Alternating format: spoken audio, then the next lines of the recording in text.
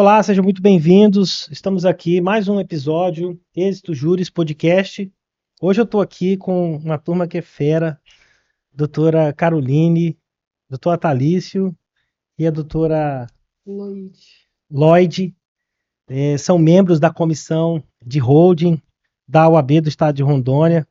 Para mim é uma enorme satisfação tê-los hoje aqui comigo. Agora há pouco a gente estava em reunião, né? Reunião ordinária da comissão. E agora a gente vai entrar aqui numa segunda etapa aqui, fazer esse podcast para vocês hoje aqui, de maneira bem descontraída, conversar bastante aqui, bater um papo sobre esse tema que está tão em alta, né? Vamos começar então, doutora? Vamos lá.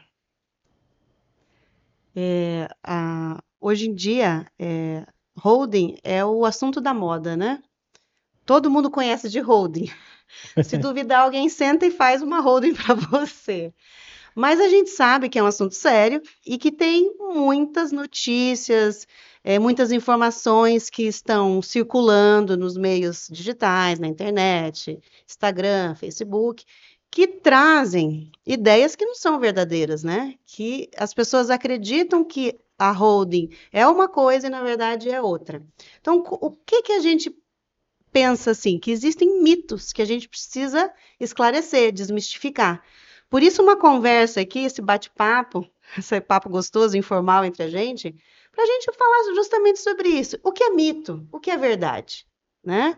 E eu acho que o primeiro ponto que a gente podia começar é que a gente vê muito na internet assim: blinde seu patrimônio, né? Como se a holding fosse um pó mágico.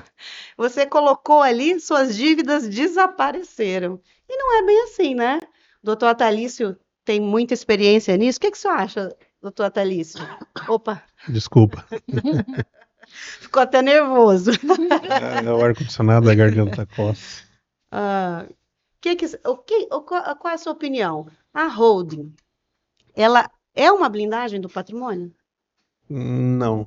É igual a Hold, igual outros tantos assuntos, né? Também a holding foi deturpada. As pessoas utilizam a holding para coisas assim praticamente impossíveis. Essa questão da blindagem é um claro exemplo de um mito do uso da holding. Porque a pessoa pega os bens que estavam no nome dela, transfere para a empresa.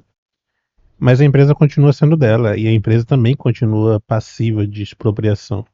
Não basta só colocar lá na PJ e achar que a PJ em si se tornou empenhorável como se ela fosse um cofre. Com certeza. E assim, as pessoas precisam ter a noção de que a empresa ela vai ser constituída com o patrimônio da pessoa física, mas se a pessoa física está endividada, cheia de dívidas fiscais, trabalhistas e de outras tantas naturezas, a holding não vai impedir que esse patrimônio seja atingido, obviamente. Então, holding ela é um excelente instrumento de planejamento, de proteção, né, doutor Hudson? Proteção é uma coisa, blindagem é outra. Exatamente. As pessoas têm, assim, Eu acho que é muito em função da mídia, né? E daí você começa a vender a ideia de que a holding ela é solução para tudo, que ela resolve todos os problemas. Na verdade, a holding é um instrumento muito útil.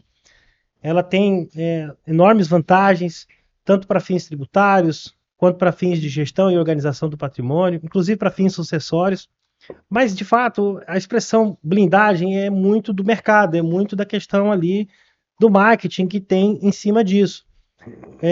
Quando você faz a blindagem, quando você compra, por exemplo, você manda blindar o seu carro, você não está protegido ali contra toda e qualquer tipo de arma de fogo. A gente sabe que existem armas, né, ou projéteis que conseguem ultrapassar a blindagem até de veículos. Então, o termo blindagem, apesar de ser um pouco exagerado, né, e vendido ali de uma maneira até como se fosse resolver todos os problemas, na verdade não é bem assim. O que você tem que ter ali é uma orientação bem clara no sentido do que pode, o que não pode, até que ponto que você tenha aquela garantia ou aquela proteção, aí sim, aí é do jogo, aí é da ética, aí vale a pena, aí está dentro do combinado. Primeiro mito, desmistificado. Vamos para um segundo ponto. A holding, ela é um instrumento maravilhoso. Ela permite a gente planejar tanto a organização de uma atividade, como a organização de um patrimônio familiar, e também a sucessão, né? No caso de você já deixar tudo organizado para a próxima geração. Mas existe um mito muito grande que as pessoas acham que, criando a holding, eu não vou mais pagar imposto na sucessão. E não é bem assim, né? A sucessão, ela existindo, mesmo quando se for doação de cotas, o imposto incide, né, doutora Thalys? Como é que é isso na prática? Exatamente. Esse mito é tão engraçado que eu já vi propaganda falando que isso aqui é o Castelo Invisível. As pessoas usam a holding, é uma sociedade anônima e transfere as cotas lá no livrinho lá que não é publicado, porque fica lá no caixa da empresa. E daí fala, tá tudo ok, transferiu. Mas não é bem assim. Daqui a pouco a Receita Federal olha de onde é que veio esse dinheiro. Aí vai lá e vai tributar como. Como é que é o nome? Eu esqueci bem o nome. Mas vai tributar aquela renda como se fosse ocultação de patrimônio. É sonegação de renda. E vai tributar aquela renda, porque a pessoa sonegou aquela renda. E daqui a pouco vem também o Estado olhando, porque também vai registrar isso na junta comercial no fim do ano.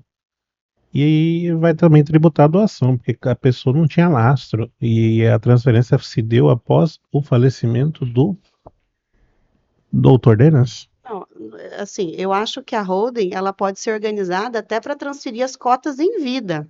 Perfeito, transfere, mas a incidência tributária, ela vai estar presente, né, doutor Hudson?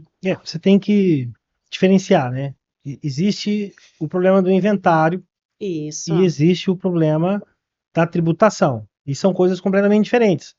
Então, quando a gente fala que a holding evita o inventário, até aí tudo bem, porque você pode inserir uma cláusula no contrato social que permite a transferência, né, das cotas para um outro sócio, ou de repente você pode até utilizar uma outra estratégia, transferir essas cotas para a própria sociedade, enfim, você tem ali alguns instrumentos ali que você pode utilizar. Agora, a questão tributária daí já é um outro ponto. Porque é evidente que quando você está transmitindo um bem para alguém, só existe duas formas. Ou você faz isso de maneira onerosa, né, comprando e vendendo, né, através ali de um contrato, né, mas aí você precisa ter lastro para isso aí, né, ou então você faz através de doação em vida, né, ou no caso do evento morte, você faz através da sucessão. Mas evidentemente que a tributação ela vai acontecer. Ela vai acontecer. Né? Não existe uma forma de você transmitir bens, seja ela de forma onerosa, seja ela de forma gratuita, sem você pagar impostos. O planejamento tributário ele é feito para você reduzir o impacto tributário sobre aquela operação, mas ele não vai deixar de existir. Você pode mitigar, você pode diminuir, existem estratégias que você pode utilizar a seu favor para que você pague menos impostos, isso é dentro da legalidade. Isso são maneiras lícitas de você obter essa redução. Mas você falar em uma forma de você fazer essa transmissão sem impacto nenhum tributário, eu desconheço. Não existe. Com certeza, a holding ela é um excelente instrumento para planejar tanto a questão da sucessão como a carga tributária. Você consegue mitigar alguns riscos que você pode prever se você deixar para depois para um eventual inventário. Sem falar no tempo, né? Quem aqui já enfrentou inventário? Sabe? Hein, doutora Lloyd? Como é que é essa questão de tempo no inventário? É um absurdo. Teve um caso meu com duas herdeiras maiores. A mãe deixou tudo legalizado. Demorou quase 5 anos para finalizar o inventário. E até que foi rápido. Até que foi rápido. Então, não consegue fazer extrajudicial, porque tudo agora pode se fazer extrajudicial, mas é um absurdo, porque eles não dão prazo para nada, é tudo muito engessado. Então, a maior parte dos casos não dá para fazer extrajudicial. Esse é um prejuízo muito grande, se deixar organizar uma sucessão que dependa do inventário, né? Porque a gente fica dependendo dos prazos processuais, se tem menor envolvido, não dá. Hoje até tem algumas possibilidades, né? Mas é mais difícil, porque tem que ter a obrigação da intervenção do Ministério Público. Então, um planejamento que possa transferir o patrimônio de uma forma organizada, em que você consiga, durante o tempo, planejar as suas despesas, os custos, e outra coisa que eu acho muito bacana, quem organiza uma sucessão, ele forma um sucessor, não um herdeiro. E um herdeiro nem sempre está preparado para assumir o patrimônio que a família deixou. Eu acho isso muito interessante. Você forma um herdeiro, um sucessor, que é aquela pessoa que vai estar capacitado de assumir, seja os negócios, seja o patrimônio da empresa. E isso é muito importante para a continuidade de uma atividade familiar. Muito bem, isso mesmo. A doutora tocou num ponto importante ali. Tem muita gente que entende a holding só com o objetivo de reduzir impacto na tributação. E esquece que a gente está falando, às vezes, de legado. É de você dar continuidade numa atividade, é você ter a certeza que o pai, por exemplo, você imaginar aquela situação lá, o camarada demorou, sei lá, 20, 30 anos, tem 40 anos para poder construir e manter aquele patrimônio, e depois que ele falece, poucos meses depois que termina o inventário, tudo aquilo é desfeito, tudo aquilo é dilapidado. Então, a gente também tem que enxergar a holding como um instrumento de perpetuação do legado, para que você promova a continuidade daquelas atividades ali. Eu até destaquei 2 pontos aqui em relação ao inventário, que eu acho que é tremendamente prejudicial. Primeiro, você tem ali a falta de disponibilidade imediata do patrimônio. Enquanto você tem o processo de inventário, o máximo que você tem ali é o inventariante, e ele fica responsável ali por fazer aquela gestão provisória do patrimônio, enquanto ainda não é feito a divisão, né, a partilha dos bens, muito embora essa gestão é muito restrita. E ele tem que estar prestando contas ali o tempo todo. E às vezes, até para poder tomar algumas decisões, ele precisa de autorização judicial. Tá? Então, assim, extremamente desconfortável. Você tem casos, por exemplo, que a pessoa precisa vender um bem para poder custear despesas do próprio inventário. É muito comum isso aí. Isso aí acontece o tempo todo. Extremamente comum, porque os herdeiros não têm disponibilidade financeira. Perfeito. Não tem disponibilidade financeira. Está tudo atrelado, geralmente, ao patrimônio deixado, né? E aí é mais do que comum precisar pedir autorização judicial para se vender um bem para poder custear as despesas do próprio inventário. Exatamente. Né? E você tendo a holding, aí sim, a vantagem de que você pode deixar isso previamente organizado, você pode ter um plano sucessório dentro da tua holding, determinar quem que é o administrador da empresa, caso o administrador, né, o detentor do patrimônio ali, ele venha a falecer, isso já fica previamente estabelecido quem vai substituí-lo e quem vai ficar na responsabilidade pela gestão desses bens. A outra vantagem que eu vejo é que você não dilapida, você não segrega o patrimônio, então ele mantém ali dentro de uma única unidade. E isso, para continuação de determinadas atividades, é extremamente importante. Você pega, por exemplo, ali uma atividade rural, se você dividir o sítio ou a fazenda em vários pedaços, você compromete a própria atividade. Então, inviabiliza, né? Inviabiliza a própria atividade. Então, você tem situações que a holding ela preserva, inclusive, a continuidade daquela atividade para as próximas gerações. Normalmente, é aquilo ali que trouxe a família até aquele ponto. Você pode até prestar atenção, é daquele trabalho, é do fruto e do esforço daquela atividade é que todo mundo chegou naquele ponto. Mas eu não sei por qual razão que, às vezes, eles esquecem de tudo isso, e aí quando o patriarca falece, no minuto seguinte, tudo é desfeito. Quer desfazer. Né? Então, assim, a gente pode pensar a holding até como um instrumento de preservação de um legado, que eu acho que esse argumento, inclusive, ele é mais poderoso do que o próprio argumento da tributação, porque a gente está falando de família, a gente está falando de pessoas. Né? Então, às vezes, a gente coloca a questão financeira muito na frente e, às vezes, a gente esquece até do lado humano da coisa. Né? Uma falha que nós, advogados, né, temos enquanto profissionais, às vezes, não tem essa sensibilidade para enxergar a questão humana dentro de uma problemática tão complexa como essa. Sem mencionar a questão do litígio, os conflitos que você pode evitar, né, estruturando esse patrimônio, estruturando o planejamento desse patrimônio antes. Você pode evitar aí um monte de discussões no futuro. Você sabe que o doutor tocou num ponto assim que me trouxe algumas lembranças. Eu conheço famílias que todos se davam muito bem, até o dia que precisou se discutir partilha de bens. Aí ninguém é mais amigo de ninguém. Ai, porque quando eu era criança, papai deu para você, não deu para mim. Ele gostava mais de você do que gostava de mim, e as coisas não vão se conversando. Tem famílias que rompem. Mãe que deixa de falar com o filho, filho que deixa de falar com a mãe, irmãos que não se falam. E isso é uma coisa que acontece de forma corriqueira, não é algo extraordinário. E deixando tudo bem organizado, de forma que todos participem e saibam de antemão quais são seus direitos e suas obrigações, né? Porque dentro de uma estrutura familiar todos vão ter obrigação. A sucessão ela acontece de forma natural. De forma natural e, como o doutor falou, sem briga, né? E sem briga. Sem briga.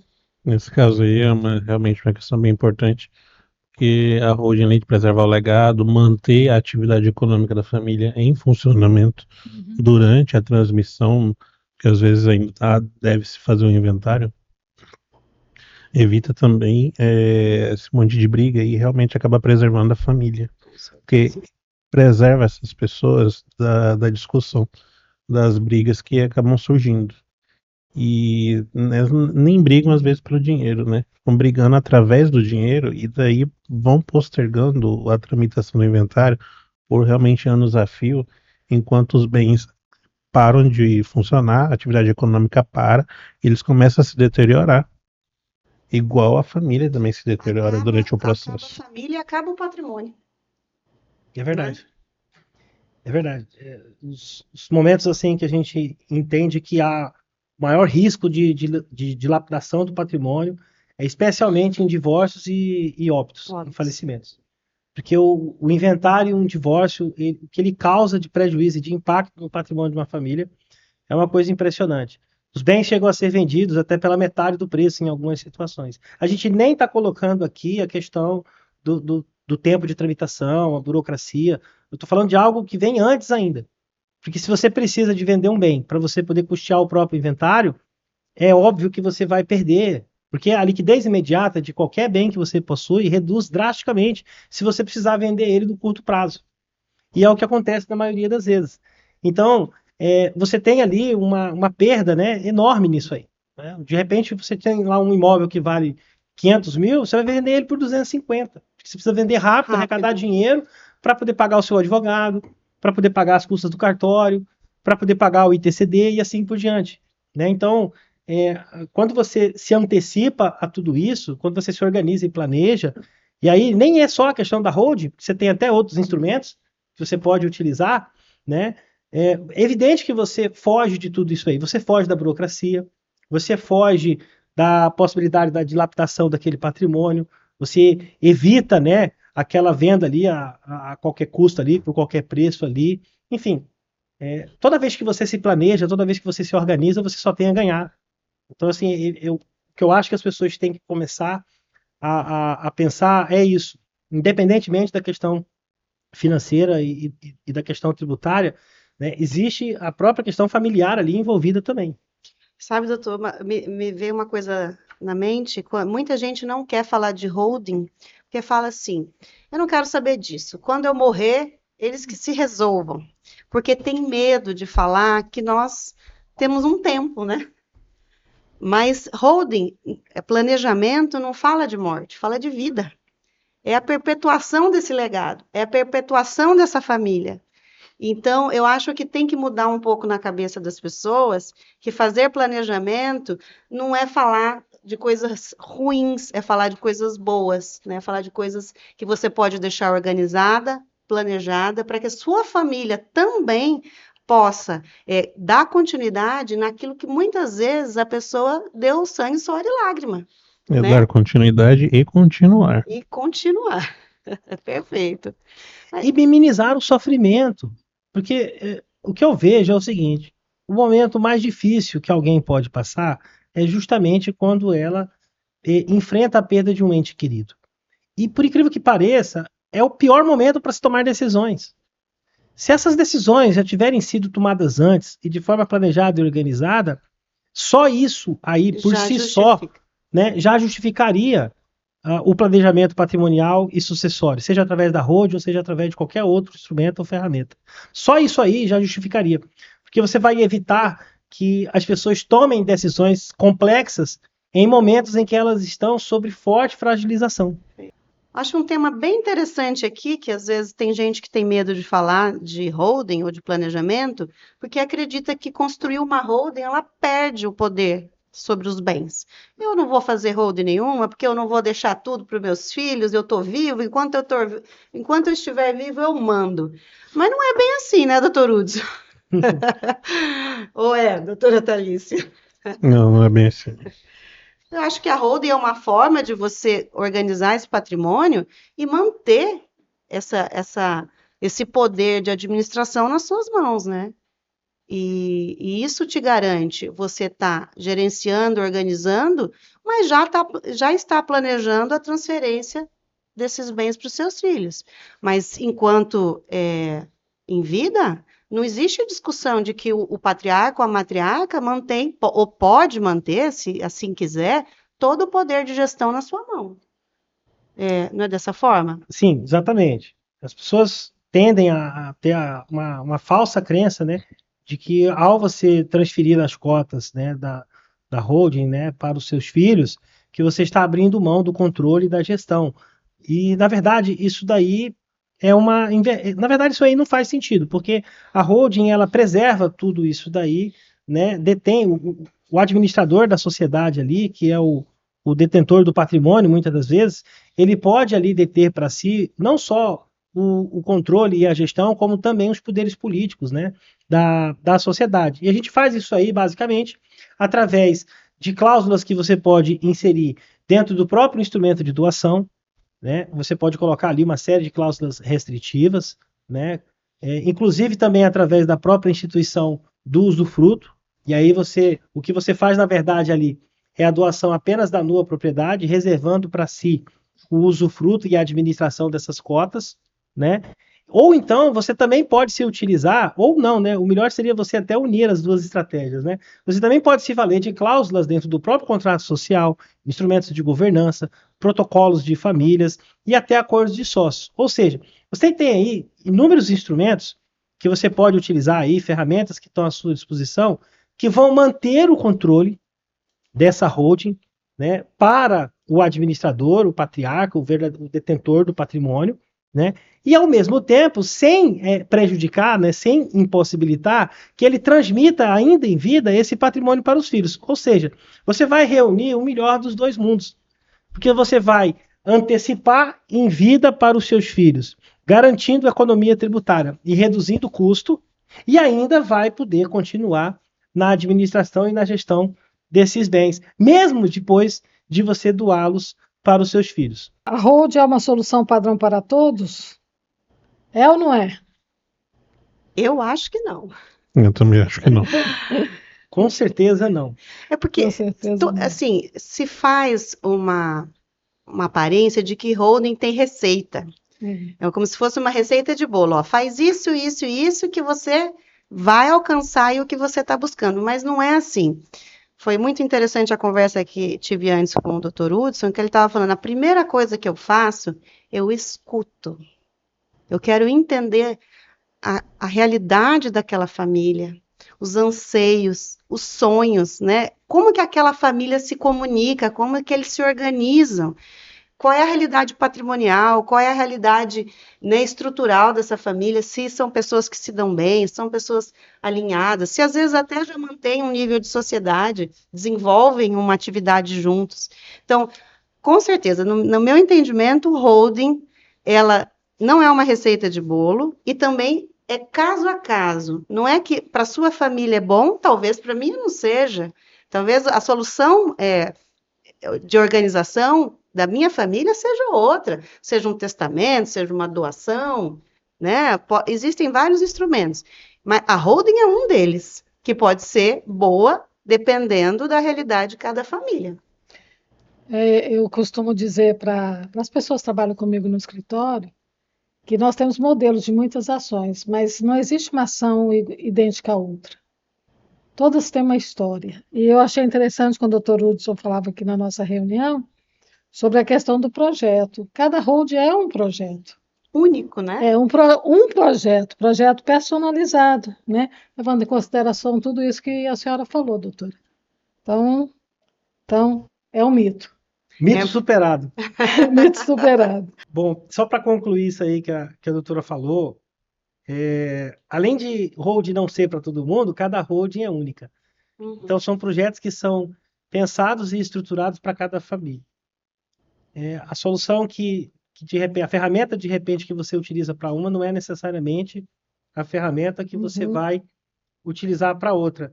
Não é nenhuma questão do que é certo ou do que é errado. Na verdade, ali é você compreender que existem famílias com especificidades diferentes, com necessidades diferentes, com objetivos diferentes, e você tentar encontrar ali o melhor meio, o melhor caminho, oferecer a melhor solução para cada uma delas. E você só vai conseguir fazer isso aí se você estudar de fato ali o projeto que serve para cada uma delas. Isso aí a gente faz através da escuta ativa. Você vai, dentro dali do teu know-how, você vai entrevistar o teu cliente de holding, você vai ouvir ele, as necessidades dele, entender como que funciona a família, como é que ele originou aquele patrimônio, até os valores que eles cultivam, o que é importante e o que não é, né? O que ele quer fazer com esse patrimônio, como que ele quer que isso seja administrado. Tudo isso tem que ser levado em consideração antes de você definir qual que é o projeto que serve para ele. Interessante então considerar que a maioria das holdings que são feitas hoje em dia não consideram nada. E há um mercado crescendo muito, muito, que é na área não de fazer a holding, mas de consertar as que já foram feitas. Isso. Interessante. Porque muita coisa começou errado, né? Sim. Mas ainda dá tempo de arrumar. Às vezes dá, às vezes não dá, mas às vezes é necessário É arrumar. preciso, com certeza.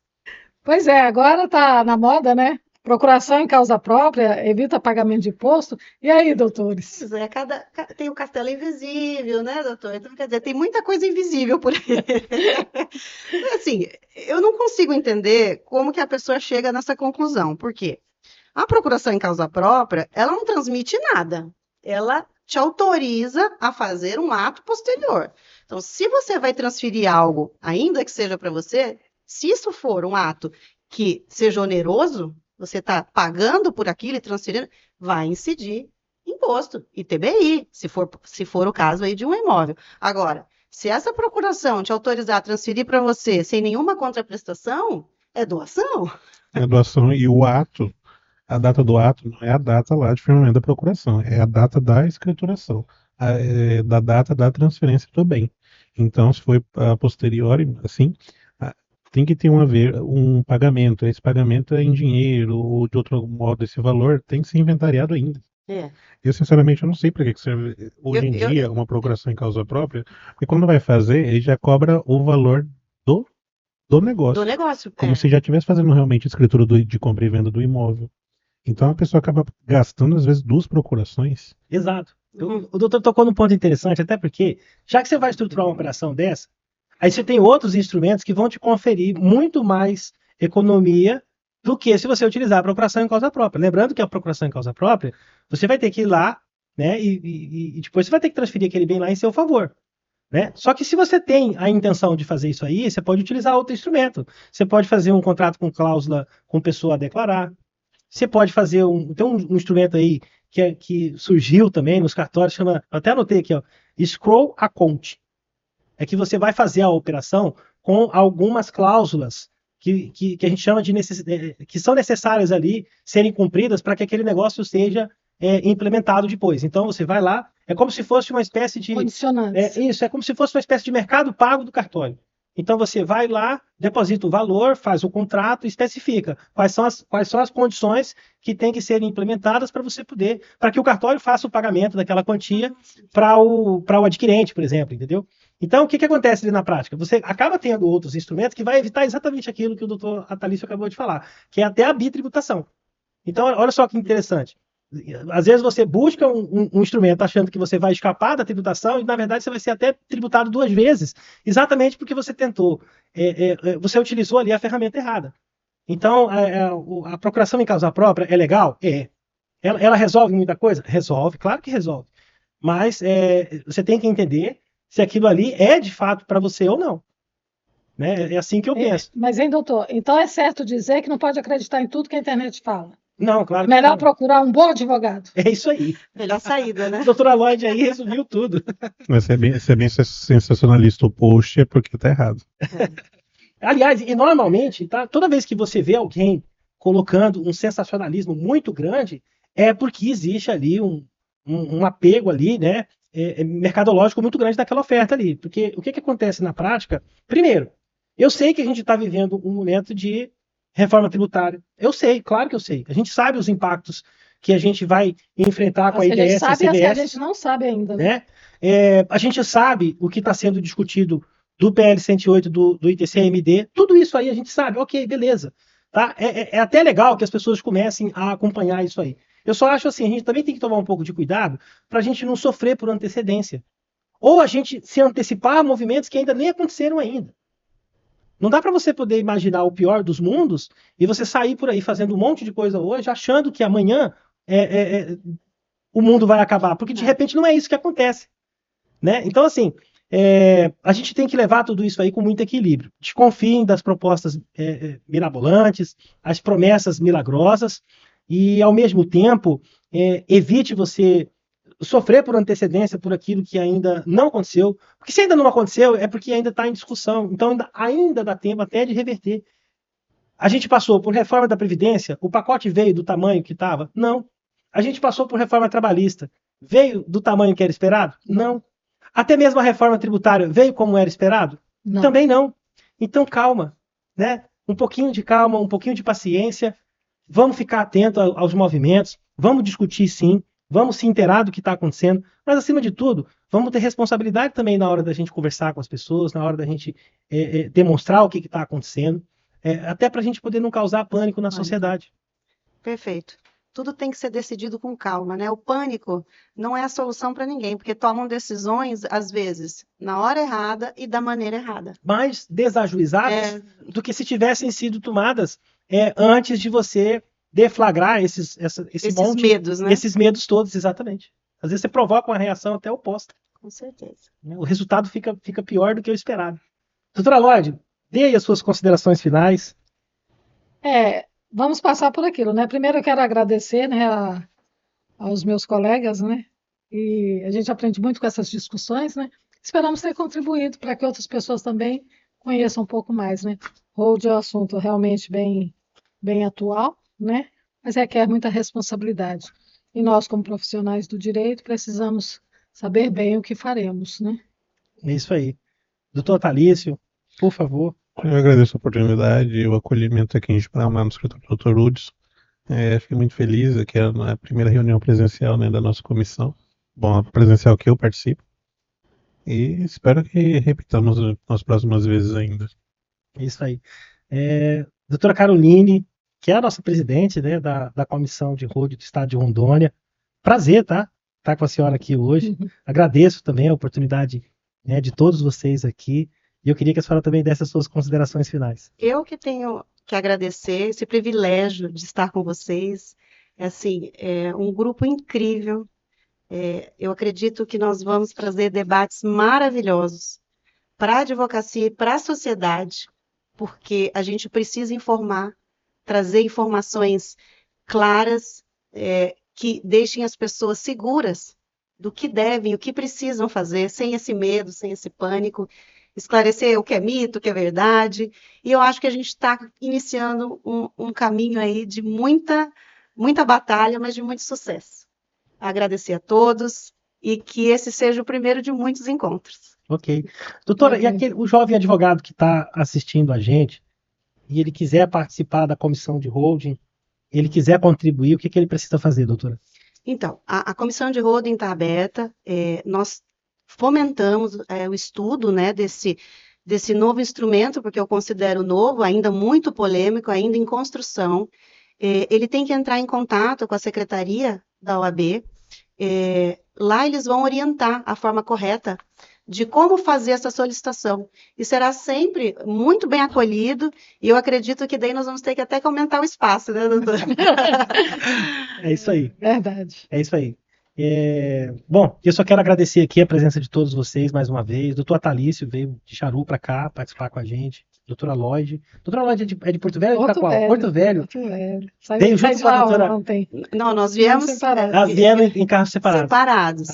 Gente, mas Se é ela longe, né? viria sozinha, eu teria vindo com ela. É longe, né? E a estrada tá difícil, né, Tá doutor? complicada. Tá complicado. Siga e pare. Siga, pare. Mais pare do que siga. Mas devagar e sempre, né?